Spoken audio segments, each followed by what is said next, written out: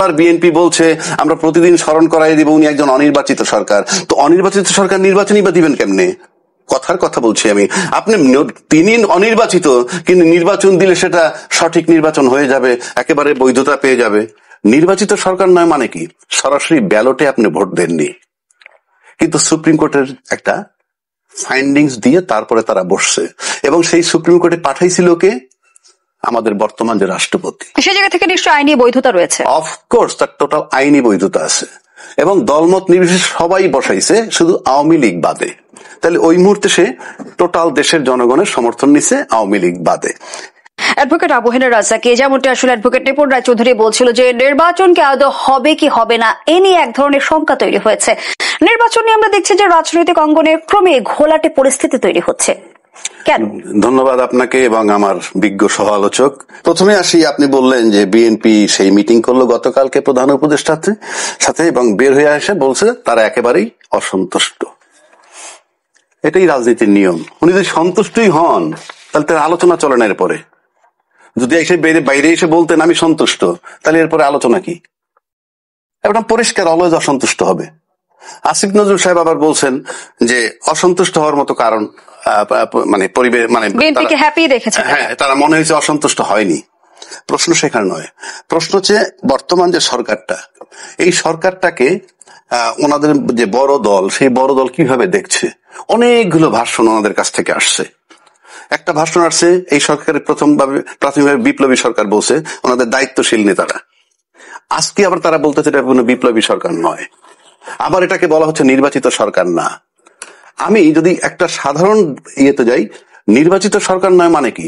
সরাসরি ব্যালটে আপনি ভোট দেননি, কিন্তু সুপ্রিম কোর্টের একটা ফাইন্ডিংস দিয়ে তারপরে তারা বসছে, এবং সেই সুপ্রিম কোর্টে পাঠাইছিল কে? আমাদের বর্তমান যে রাষ্ট্রপতি। সেই জায়গা থেকে নিশ্চয়ই আইনি বৈধতা রয়েছে। অফকোর্স তার টোটাল আইনি বৈধতা আছে, এবং দলমত নির্বিশেষে সবাই বসাইছে, শুধু আওয়ামী লীগ বাদে। তাহলে ওই মুহূর্তে সে টোটাল দেশের জনগণের সমর্থন নিছে, আওয়ামী লীগ বাদে। সেই হিসাবে পাশাপাশি একটা জিনিস আসেন, নির্বাচনটা করবে কিভাবে, নির্বাচন কবে হবে সে আলোচনাটা পরে। নির্বাচনটা করবে কিভাবে এই সরকার? ইতিমধ্যে তত্ত্বাবধায়ক সরকার ফেরত আসছে, এবং এই সরকার নির্বাচনটা দিবে কি সংবিধানের আলোকে? সংবিধানের আলোকে দিলে তার অবস্থাটা কি? সে তো অন্তর্বর্তীকালীন সরকার, তার মেয়াদ সম্পর্কে বলা নাই, সংবিধানে অন্তর্বর্তীকালীন সরকারও নাই। আবার তত্ত্বাবধায়ক সরকার যেহেতু সংবিধানে ফেরত আসছে, তাহলে নির্বাচন হইতে হবে তত্ত্বাবধায়ক সরকারের অধীনে। আবার তত্ত্বাবধায়ক সরকার বলতে কি বুঝায়? তত্ত্বাবধায়ক সরকার তখনই আসবে যখন নির্বাচিত সরকার থাকবে। এখন এই সরকারকে যদি আপনি অন্তর্বর্তীকালীন সরকার বলেন, তাহলে এখানে আবার তত্ত্বাবধায়ক সরকার কিভাবে ঢুকাবেন? যদি একে নির্বাচিত সরকার বলেন, যে সংবিধান সুপ্রিম কোর্টের একটা ফাইন্ডিংসে আসছে, তাকে নির্বাচিত সরকার বলেন, তাহলে তার মেয়াদ কতটুক? সেই মেয়াদের কোন সময় তত্ত্বাবধায়ক সরকারটা আসবে? কিন্তু অ্যাডভোকেট আবু হেনা রাজ্জাকী, এর আগে আমরা অ্যাটর্নি জেনারেলের পক্ষ থেকে একটা ব্যাখ্যা পেয়েছিলাম যে নির্বাচনকালীন সময়ে আসলে অন্তর্বর্তী সরকারি তত্ত্বাবধায়ক সরকার রূপে রূপান্তরিত হবে। উনি ফাইন্ডিংস দিলেই তো হবে না, এটা তো আমার আসতে হবে, এটা তো জাজমেন্ট আকারে আসবে। তাই উনি যে বলছে তাতে কি হয়ে যাবে? তাহলে এই সরকারের অবস্থা কি হবে?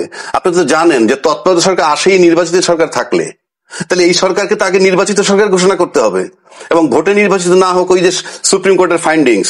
তাইলে সে যদি তাকে ওইভাবে আমরা ঘোষণা করি যে উনি নির্বাচিত সরকার। এখন তো বারবার বিএনপি বলছে আমরা প্রতিদিন স্মরণ করাই দিব উনি একজন অনির্বাচিত সরকার। তো অনির্বাচিত সরকার নির্বাচনই বা দিবেন কেমনে? কথার কথা বলছি আমি।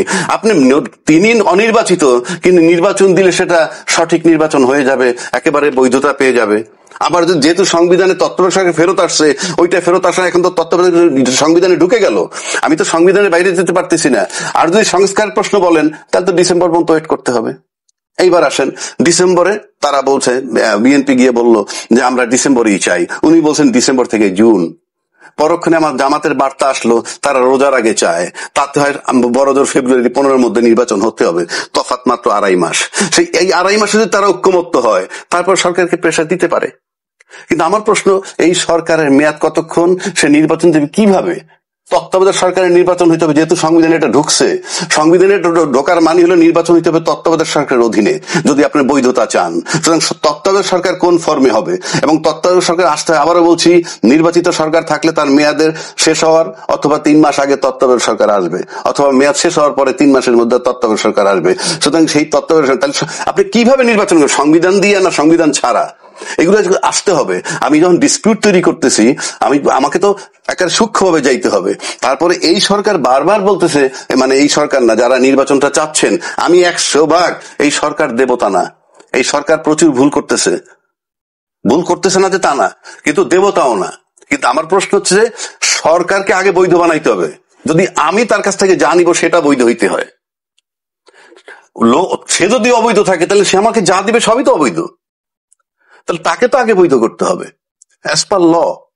সুতরাং আমার সামনের নির্বাচনটা তত্ত্বাবধায়ক অধীনে, সেই কথাও বলেছে বড় রাজনৈতিক দলের পক্ষ থেকে। তাহলে সেই তত্ত্বাবধায়ক সরকারটা আসবে কিভাবে? আর তত্ত্বাবধায়ক আসতে হইলে নির্বাচিত সরকারের মাধ্যমে আসতে হবে। নির্বাচিত সরকার যেহেতু নাই, তাহলে এই সরকারকে নির্বাচিত ঘোষণা করেন, যেহেতু সুপ্রিম কোর্ট জাজমেন্ট দিছে এবং আমাদের বর্তমান প্রেসিডেন্ট তিনি এটাকে সুপ্রিম কোর্টে পাঠাইছেন। সুতরাং তারা যদি আপনি বৈধ সরকার বানাইয়া দেন, তাহলে তার মেয়াদ কতক্ষণ সেটাও আপনাকে বলতে হবে। সবই তো সুপ্রিম কোর্ট সুতারে বসাই দিছে, বাকিটা দিবে কে? এটা এখন আমার কাছে মনে হয়, আমি ব্যক্তিগতভাবে মনে করি, যেহেতু জনগণ তো একটা ফ্যাক্টর, জনগণ কিন্তু একটা ভেক্টর। কেন জনগণ ভেক্টর বলি? সারা দেশে যদি 100 জনগণ থাকে, মনে করেন সারা দেশের জনগণ মাত্র 100 জনের মধ্যে 70 জন জনগণ পাবেন বিভিন্ন দলের সাথে সম্পৃক্ত, বাকি 30 জন কিন্তু বিভিন্ন দলের সাথে নাই। আমি নিশ্চিত করে বলতে পারি সেই 30 জন কিন্তু এই সরকারের সাথে আছে। তারপরে আসেন যে বাকি যে দলগুলো, তার ভিতরে কোন কোন দল বলতেছে যে প্রয়োজনীয় সময় দেওয়া হবে, সেখান থেকে আজকে সৈরাই আবার বলতেছে রোজার আগে নির্বাচন দিতে হবে। তো আমার কাছে মনে হয় সেটা তাদের উপর তারা একটা চাপ করতে পারে সরকারের উপরে, কারণ তাদের 3টা প্রবলেম রয়ে গেছে। যারা বলছেন রমজানের আগে, তাদের একটা হইলো তাদের নিবন্ধন বাতিল, আর একটা হলো তার যে প্রতীক, দলীয় প্রতীক, সেটাও বাতিল, আর একটা হলো তাদের একজন বড় মাপের নেতা আটক আছেন। সুতরাং এই 3টেই এখন অ্যাপিলেট ডিভিশনে আছে। এখন সেটার জন্য যদি একটা বার্গেনিং মানে প্রেসার গ্রুপ হয়ে থাকেন, সেটা ভিন্ন কথা। কারণ ওরা কয়েকদিন আগে ওরা বলছেন যে প্রয়োজনীয় সময় দেওয়া হবে।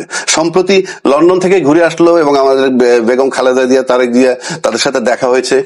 অ্যাডভোকেট আবু হেনা রাজাকে আপনার কাছে মূল প্রশ্ন যেটা ছিল যে রাজনৈতিক দলগুলোর মাঝে নির্বাচন হবে কি হবে না, এ নিয়ে সংশয় কেন তৈরি হচ্ছে?